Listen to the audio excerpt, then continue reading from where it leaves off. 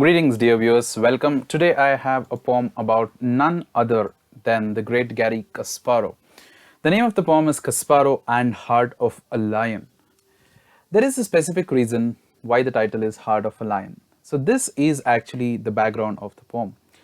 Garry Kasparov, who was aged 18 years old, was invited to contribute to Anatoly Karpov's World Championship match. But the young Kasparov declined it, stating that he does not wish to work for Karpov.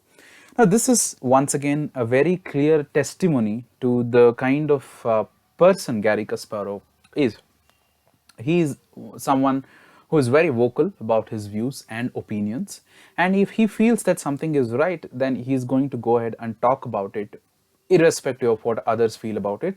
And we can see that that did not emerge only after he became a world champion. It was there much earlier to that.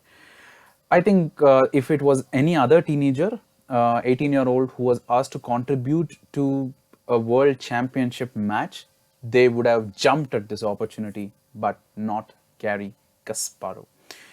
I will give more details about this. So it was the World Championship match between Anatoly Karpov and Viktor Korchnoi in 1981. And Viktor Korchnoi was facing his own battles. He was out of the Soviet Union. On the other hand, his son, his wife were stuck in the Soviet Union, and there was a lot of complications. He was trying to sort all those things out to ensure the safe return of his son, wife, etc. So a lot of things are going on, and it was quite evident that it would have some bearing on the match and it would be a little difficult for him. Nevertheless, one cannot take away the fact that Anatoly Karpov was absolutely at his imperious best in the 1981 World Championship match, because he was, you can call it as the peak of the prowess, and Karpov won quite convincingly. But that is what I want to speak here.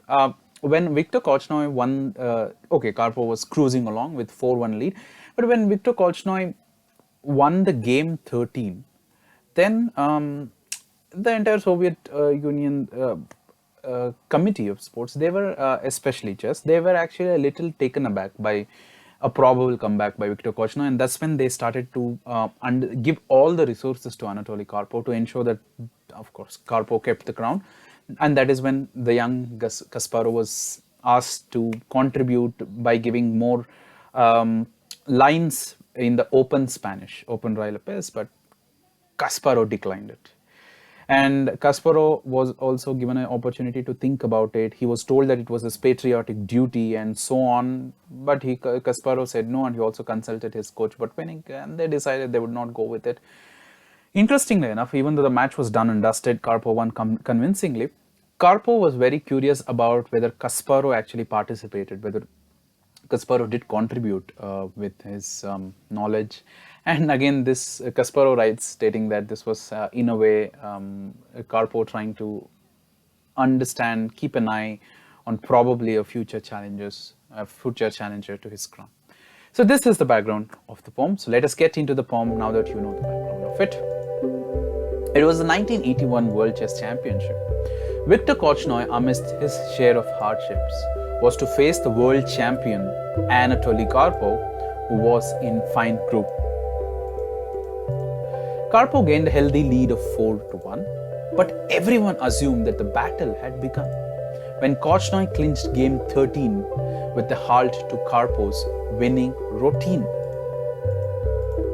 Kasparov was handed a demand from Moscow to bring out ideas in the open game of the Spanish, which the teenager denied in anguish. Kasparov did not wish to work for Karpov the champion, which proved he already possessed the heart of a lion. Karpov would later wrap up the match and win, but he was eager to enquire about Kasparov's participation. He was probably in anticipation about his future challenger was already a sensation. I hope you like the poem. Thank you very much for your time.